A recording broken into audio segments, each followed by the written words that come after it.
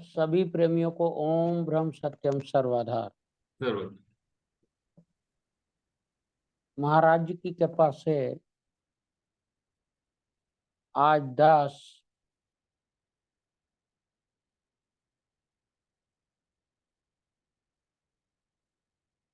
अक्टूबर 1952 में महाराज के द्वारा जो अमृत वर्षा की गई उसे संगत के सामने रखने का प्रयास करेगा।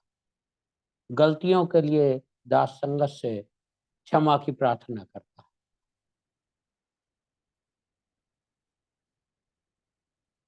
महाराज जी कहते हैं, शरीर रूपी संसार को धार कर यह जीव जब तक इस शरीर की दुनिया को अच्छी तरह नहीं समझ लेता तब तक किसी धर्म व परमेश्वर पर निश्चय नहीं ठहरता।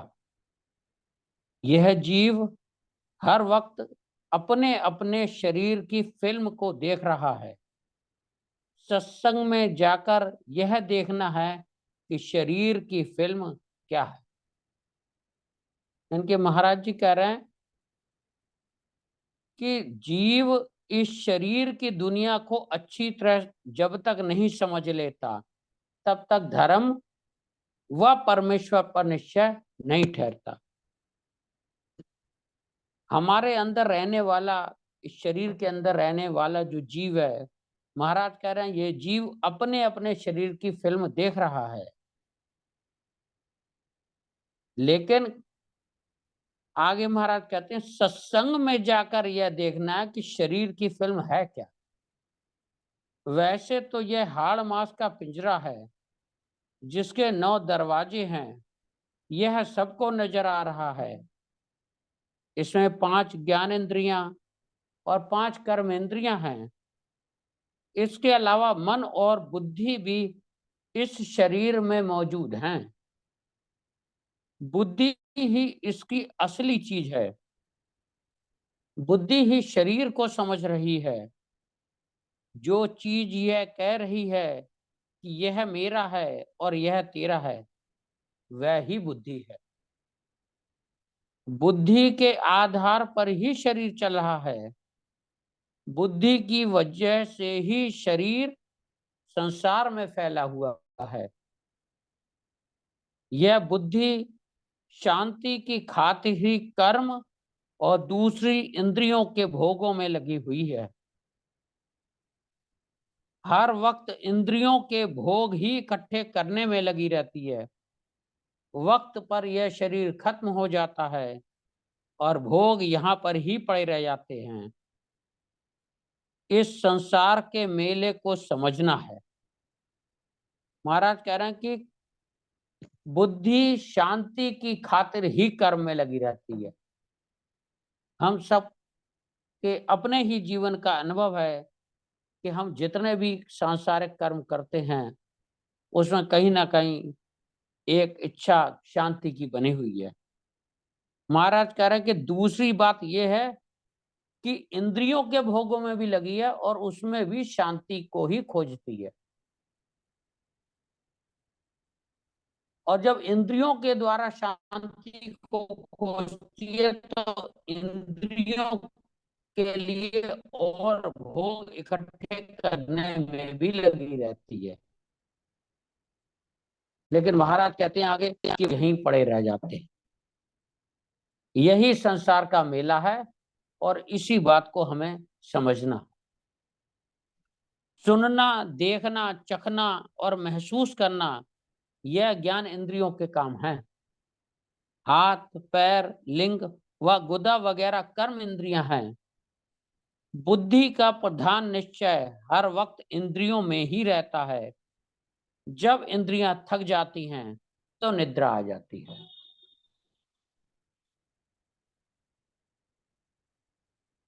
यह बुद्धि ही शरीर की फिल्म को समझ रही है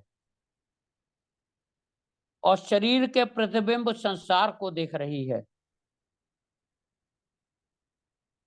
जबान स्वाद चखती है, नासिका सूंघती है, आंखें देखती हैं, त्वचा महसूस करती है, और कान सुनते हैं। ये सब हम लोग अपने जीवन में जानते हैं, हमारी पांचों इंद्रियां क्या क्या काम कर रही हैं और कैसे सुख को भोग रही हैं। आगे महाराज कहते हैं, यह बुद्धि शरीर के कैद में है। लेकिन यह बात हमारे अनुभव की नहीं कि हमारी बुद्धि इस शरीर की कैद में है। महाराज कह रहे हैं कि यह बुद्धि शरीर विखे कैद में है और इंद्रियों के सुखों में ही अपनी तसल्ली चाह रही है। जो जबान का चस्का रखता है उसको हर वक्त खाने की चीजों में ही अपनी उसको हर वक्त खाने की चीजों की ही याद आती रहती है। हलवाई की दुकान पर शायद कम चीजें हों, लेकिन वह अपने अंदर के बड़े बड़े ख्याली हाट बनाता रहता है। जिसको पहनने का चस्का है वह अपने अंदर कई किस्म के कपड़ों के हाट तैयार करता है। जहां कोई नया कपड़ा उसकी नजर से गुजरता है वह हर मुमकिन और नामुमकिन कोशिश से हासिल करना चाहता है। वाजिद अली शाह इत्र में ही नहाया करता था। फूल ही हर वक्त उसके इर्द गिर्द रहते थे और जिस्म को भी इत्र से तर रखता था। लेकिन बाद में वह भी आम लोगों की तरह दुनिया से चला गया और इत्र सब यहाँ के यहाँ रह गए। कानों की इंद्री जिसकी बलवान है वह 24 घंटे ही अच्छे अच्छे गाने सुनने का ख्वाहिशमंद रहता है। अगर उसे अपनी बातें नहीं सुनानी तो वह दूसरे लोगों की बातें ही सुनाता रहता है। हर इंद्री अपने अपने व्यवहार में विचर रही है। इन इंद्रियों में मर्यादा नहीं है। कई लोग चंद पैसों में गुजारा कर लेते हैं और कई लोग तो लाख रुपया खर्च करके भी भूखे रहते हैं। इसीलिए यह शरीर भव दुस्तर है, मायावादी है। जिसको यह निश्चय है कि इंद्रियों के भोग भोगना ही सुख है, उसकी बुद्धि अभिमानी है। महाराज कह रहे हैं कि उसी की बुद्धि अभिमानी है जो इंद्रियों के भोग भोगने को ही सुख समझ रहा है। जब से वह ज्यादा भोग रहा है उसे आराम का नाम तक नहीं। जैसे कि पुराने मरीज को होश तक नहीं होता कि उसे क्या मर जाए। लोग उससे पूछते हैं क्या सर में दर्द है, तो वह कहता है कि सर में दर्द है। और अगर कोई पूछता है कि क्या पेट में दर्द है, तो वह कहता है कि हाँ पेट में दर्द है। जो लोग सिगरेट, तंबाकू, चरस, सिनेमा और थिएटर वगैरह से आराम चाहते हैं या अन्य दीगर नशों से आराम महसूस करते हैं, महाराज कह रहे हैं वे मासूम लोग हैं। उनको कुछ समझ नहीं है। इस त्वचा का भी क्या स्वांग है। इंसान इसको बड़े कर्रो फर से कपड़े पहनाता है। कपड़े में अगर जरा भी शिकन पड़ जाए तो भी उसे तकलीफ महसूस होती है।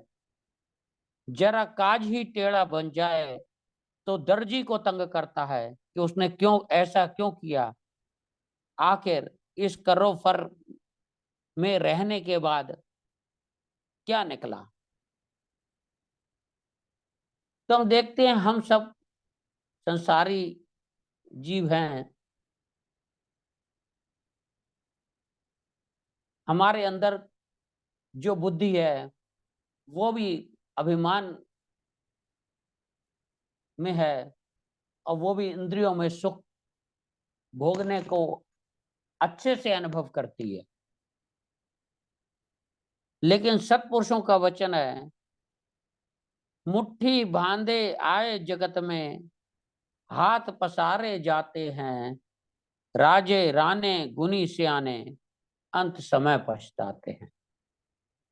मुट्ठी बांधे आए जगत में हाथ पसारे जाते हैं, राजे राने गुनी सियाने, अंत समय पछताते हैं। राजाओं ने अपनी फिल्म को ज्यादा सजाया और गरीबों को सजाने का मौका कम मिला। बुद्धि भी फिल्म है और इंद्रियों से सुख चाह रही है। यह खत्म हो जाएगी और सुख यहां ही रह जाएंगे।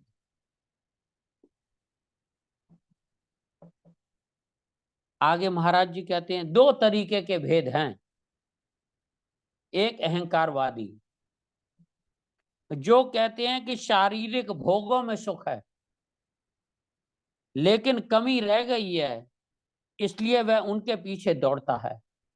इनकी शारीरिक भोगों में अभी कमी है और उस कमी को पूरा करने के लिए वह उनके पीछे दौड़ता है और सोचता है कि ऐसा करने से शायद आराम मिल जाए। इतनी उसको समझ नहीं कि इंद्रिय के भोग सुख नहीं है। पश्चिम की नकल के लिए लोग बेताब हो रहे हैं। ऐसे लोगों की अक्ल यही कहती है कि जितने भी शारीरिक सुख हों, उतना ही आराम है। वह एक एक इंद्रिय के लिए कई किस्म के भोग एकत्र करता है, जिनका शुमार भी मुश्किल है। इन लोगों के भोगों की कोई सीमा नहीं है। पहले जमाने में लोगों के पास एक वस्त्र होता था और उसके फटने के बाद दूसरे की फिक्र होती थी। यानी कि जब फटने के पास होता था तब दूसरे की फिक्र होती थी। लेकिन आजकल अगर तमाम साल के लिए कपड़े मौजूद हों तो भी और कपड़े बनवाने की ख्वाहिश बनी रहती है। और ये हम सबका भी अनुभव है कि इतने कपड़े होने के बाद भी हम सबके अंदर भी यही ख्वाहिश है कि अब कपड़े न बन जाने चाहिए। हर शख्स इस शरीर के भोगों को फैलाकर आराम चाह रहा है। जो भी शरीर धार कर आया उसी कैद में आया और फिर शारीरिक भोग भोग कर इस दुनिया से चला गया। लेकिन महापुरुषों ने निर्णय निकाला, खाए खाए भूख समाई, पहने पहने अंत नांगा जाई। जैसे जैसे ओढ़क मरना, उठो गुनिया आखिर चलना। मरने के बाद मीठे दलाल कहते हैं, खाता पीता मरा है। वह भी ज्योतिषी के पास बिठाए रखता था कि मेरी उम्र बढ़ाने की कोशिश करो। महापुरुषों ने कहा है, जिस दे संग प्रीत लगाई, बहुरंग भोग भोगाई, देखत में जरा परापत अंत राख हो जाए। जिस दे संग प्रीति लगाई, बहुरंग भोग भोगाई, देखत में जरा परापत अंत राख हो जाए। यानी कि जिस शरीर के साथ हमने प्रीति लगाई, अनेक तरीके के भोग भोगे, लेकिन सत्पुरुष कहते हैं कि वो भी बुढ़ापे को प्राप्त हो गई और अंत में वो शरीर राख हो गया। उम्र गुजर रही है, हाड़ मास ढीला पड़ रहा है, देखते देखते मोतिया बंद हो गया है, लेकिन भी शारीरिक सुखों की चाहना अभी भी बनी हुई है। यह नहीं समझ कि यह सुख हमेशा नहीं रहेंगे। ना सुख स्थिर जग में कोई, ना स्थिर शरीर, यही कथा विचार के मन हो या दिल ही।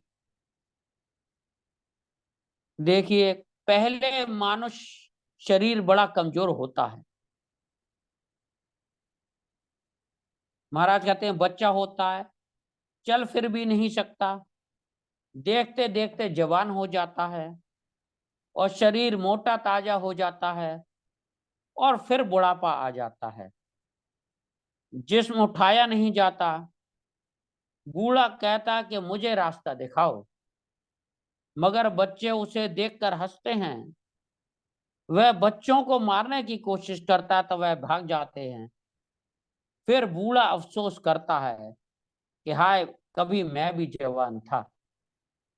जब इस फिल्म का विचार किया तो समझ में आई, सुख के यतन अनेक किए, कोट करी तदबीर, इस मन को धीरज आए न साजन, अंत जाए दिल की। बेशक कितने यत्न करो, सुखों की कमी ही रहती है और अंत प्यासे ही जाना पड़ता है। महाराज की वाणी है, आशा माही जगाए, गए निराशे अंत, इस मन को शांत न मिली, जिन पर छत्र झुलंत।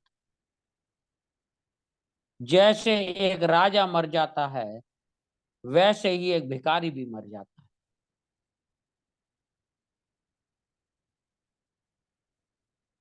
लेकिन हम लोगों को जो तृष्णा का रोग लगा हुआ है, वो हम सब पर कितनी मुश्किल खड़ी करता है। सत्पुरुषों ने इस बात को समझा और कहा, तृष्णा रूपी लागा रोग, यह अत रहे तपताई, एक पलक न शांति आवे, इंद्र राज भी पाई।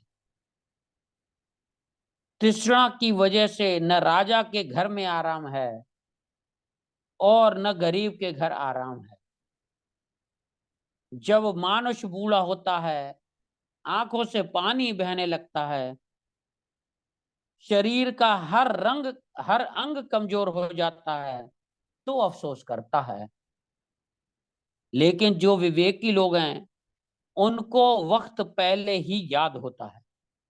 महाराज कह रहे हैं कि कुछ विवेकी लोग होते हैं, उन्हें ये पहले से ही पता होता है कि ये शरीर अंत में नष्ट होगा, बूढ़ा होगा, तो वो इस पहलू को पहले से अच्छी तरह समझते हैं। महाराज कहते हैं, हर चीज के दोनों पहलू समझने वाला आदमी ही अच्छा है।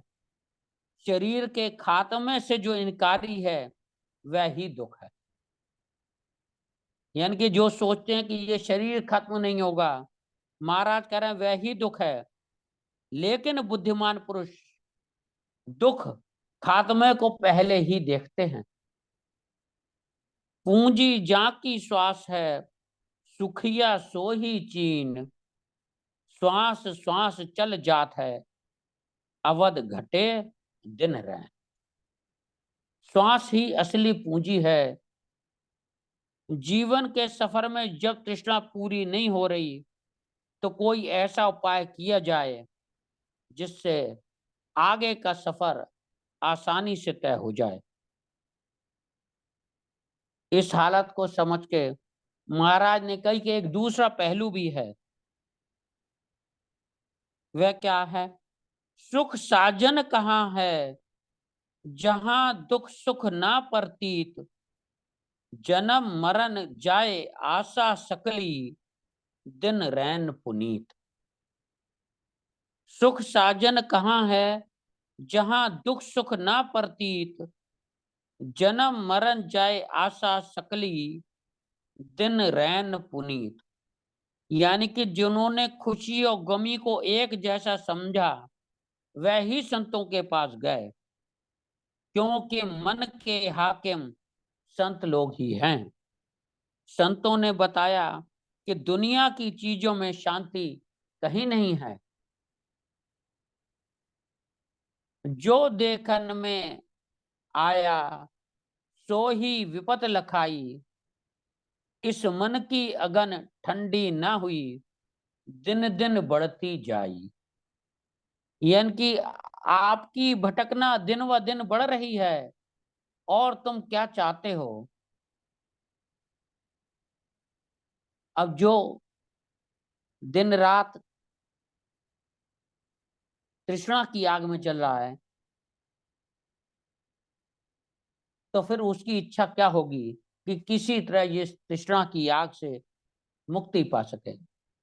तो सतपुरुष फरमाते हैं, मन तृप्ति में वास करे, नासे तृष्णा रोग, आठ पहर रहवे प्रसन्नता, यह मांगू लगन अरोग। जब संतों से यह बात सुनी तो उन्होंने समझा कि जिज्ञासु अच्छा है, लेकिन बीमारी दूर करना बड़ा मुश्किल है। संतों ने कहा, बैरूनी बीमारियों को छोड़ो। अब कैसे छोड़ें? महाराज कह रहे हैं, उस सुख के माथे सिल पड़े, जो साहिब नाम विसराए, बलिहारी उस दुख की, जो साहिब नाम रटाए। उस सुख के माथे सिल पड़े, जो साहिब नाम विसराए, बलिहारी उस दुख की, जो साहिब नाम रटाए।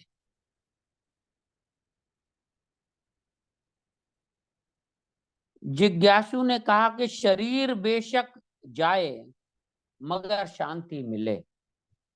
उस वक्त संतों ने बतलाया कि सुख बाहर नहीं, वह तेरे अंदर ही मौजूद है। तू अपने ख्याली सुखों को अंदर से निकाल फेंक। यानी कि जिन सुखों को तू ख्याल में महसूस करता है, महाराज कह रहे हैं कि तू अपने ख्याली सुखों को अंदर से निकाल फेंक। संसारी सुख तेरे अंदर नहीं है, यह तेरा महज ख्याल है। यानी कि संसार से जो तू सुख चाहता है, महाराज कह रहे हैं यह सब तेरा ख्याल है, और ईश्वरी सुख तो पहले से ही तेरे अंदर मौजूद है। जब परमेश्वर का निश्चय आया तो अपने सुख दूसरों को देने लगा। दूसरों के सुख लूटने वाला डाकू बना हुआ था, लेकिन परमेश्वर के निश्चय के बाद सुखों को बाहर फेंकने लगा। उसकी यह हालत हो गई। अपना सुख नित बरतावे, पर सुख शीश धराई, आज्ञा माने साहब की, तब आत्म सुख लख पाई। यानी कि महाराज जी बताते हैं कि जैसे डाकू अंगुलीमाल था, पहले दूसरों को दुख दे के सुख महसूस करता था, लेकिन एक समय ऐसा आया कि वो डाकू, जब उसका निश्चय परमेश्वर में हुआ, तो फिर वो दूसरों को अपने सुख बांटने लगा। इसलिए महाराज ने कहा, अपना सुख नित वर्तावे, पर सुख शीश धराई, आज्ञा माने साहब की, तब आत्म सुख लख पाई। पहले उसकी काग वृत्ति थी, लेकिन अब हंस वृत्ति हो चुकी है। आजकल यह तरीका है कि जो भी गली सड़ी चीज हो, वह परमेश्वर के नाम पर दी जाती है। लेकिन संतों का तरीका यह है कि जो भी अच्छी चीज है, वह परमेश्वर को अर्पण करते हैं। जीवन के सुख निश्चय से त्यागे, तब ही आत्म सुख पाई, बिछड़ा जन्म अनेक का, कृपा से परम धाम समाई। कई शक्लें धार के हजारों सुख भोगे, अब प्रतीत हुई कि तत्वों में सुख नहीं, बल्कि परमेश्वर में सुख है। जितना असली सुख की तरफ जा रहा है, उतना ही प्रसन्न हो रहा है। यानी कि जब परमेश्वर में सुख का अनुभव करता है, तो महाराज कह रहे हैं उतना ही वो असली सुख की तरफ जा रहा है और प्रसन्न हो रहा है। आत्म सुख घर अनुभव होया, तृष्णा मिट्टी तरंग, राग द्वेष ठंडा हुआ, मन रंगियो प्रेम के रंग। यानी कि जिसको आत्म सुख प्राप्त हो गया, महाराज कह रहे हैं फिर उसकी सब तृष्णा मिट जाती है, राग द्वेष से वो ठंडा हो जाता है, और मन प्रेम के रंग में रंग जाता है। 8 पहर मन लगन समाई, नाम की रसना खाई, एक पलक ना व्यापे व्याधि, ऐसी शांत लखाई। यानी कि नाम की रसना उसे 8 पहर जब लगने लगती है तो महाराज कह रहे हैं एक पलक ना व्यापे व्याधि, फिर उसे कोई भी व्याधि एक पलक के लिए भी परेशान नहीं करती और वो शांति को अनुभव करता है। उसको हर वक्त से सुख महसूस होता है और कभी भी रंज नहीं होता है।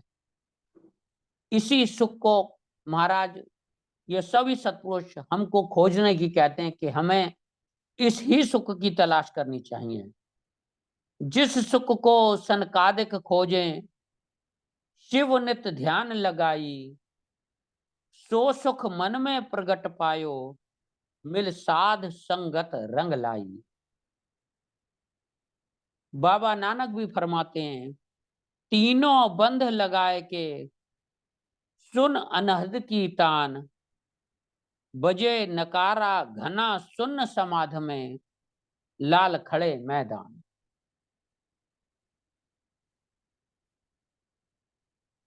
आगे महाराज जी कहते हैं, कृष्ण ने अर्जुन को कहा कि जब मोह कीचड़ से आजाद होगा तो अनदेखा और अनसुना आनंद प्राप्त होगा। यानी कि जब हम मोह अहंकार इन विकारों से आजाद हो जाएंगे तो महाराज कह रहे हैं वो अनदेखा और अनसुना आनंद प्राप्त होगा। अगर कोई मुश्किल बात है तो वे अपने स्वभाव को सुधारना है, आदत को दुरुस्त करना ही मुश्किल है। यानी कि हम मानव जीवन का जो उद्देश्य है वो है अपने स्वभाव को सुधारना। लेकिन महाराज कह रहे हैं आदत को दुरुस्त करना ही मुश्किल है। इस शरीर यात्रा में किस तरह विचरना है। देखिए जितनी शरीर की जरूरतें बढ़ेंगी उतना ही दुख ज्यादा होगा और जितनी कम होंगी उतना ही सुख प्रतीत होगा और शांति मिलेगी।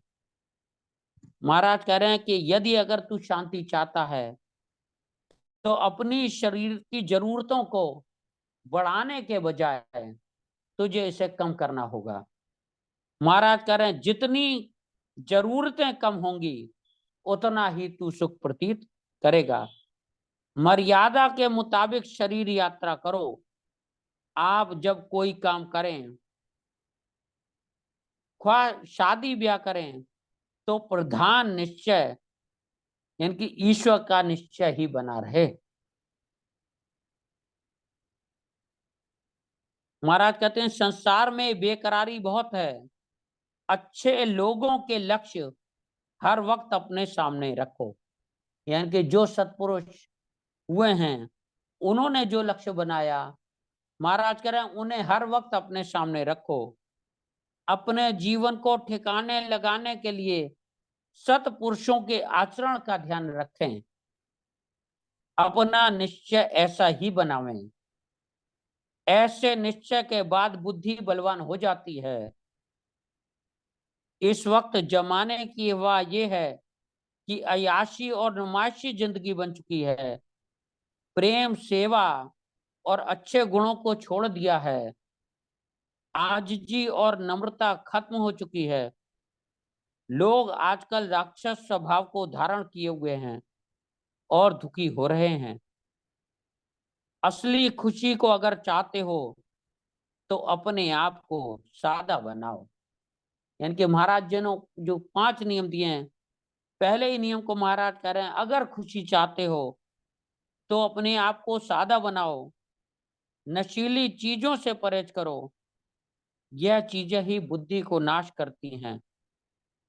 व्यापार ठीक तरह से करो, दूसरों की सेवा करो। सिर्फ शारीरिक उन्नति की खातिर ही कोशिश मत करो, बल्कि बुद्धि को बलवान करो। बुद्धि की खुराक हासिल करने की कोशिश करो और वह खुराक आपको सत्संग से मिलेगी। जिस ज्ञान को संतों ने बयान किया उसको धारण करो। इसके अलावा जिन लोगों ने अपने अंदर मानसिक विकार रखे और देवी देवताओं से कल्याण चाहते हैं, उनका कोई कल्याण नहीं कर सकता। वह अपनी कल्याण खुद कर सकते हैं। ऐ मानुष, जब तेरी बुद्धि ही कह रही है कि तूने फला गलती की है या गलती कर रहे हो, तो तुमको कोई बचाने वाला नहीं। यानी कि महाराज कह रहे हैं, जब बुद्धि तेरी खुद तुझे बता रही है कि तूने ये गलती की है, तो महाराज कह रहे हैं फिर कोई बचाने वाला नहीं।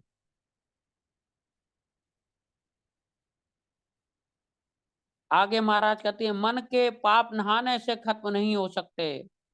मन की मैल श्रेष्ठ कर्तव्य और आचरण से दूर होती है। अगर ऐसा नहीं करोगे तो अपने आप को खत्म करोगे। अगर कोई जीव बावजूद समझने के गलती करता है तो उसकी माफी भी नहीं हो सकती। जैसा समझा है वैसा ही काम करो। विवेकी पुरुषों के पास जाओ और अपनी विचारधारा को पक्की करो। यह ही ठीक रास्ता है। आपके निश्चित कर्म भी हैं। आप जब अच्छी और बुरी बात से वाकिफ हो तो अपनी बिगड़ी को सुधारो। पाप कर्म पुण्य कर्मों से खत्म हो जाते हैं। देखें, महाराज जी ने जो श्रेष्ठ जीवन धारण करने की हम सबको आज्ञा दी है, हम सब प्रभु हम सबको ऐसा विश्वास बख्शें जिससे हम सब इस मार्ग पर चल सकें। ओम ब्रह्म सत्यम सर्वम।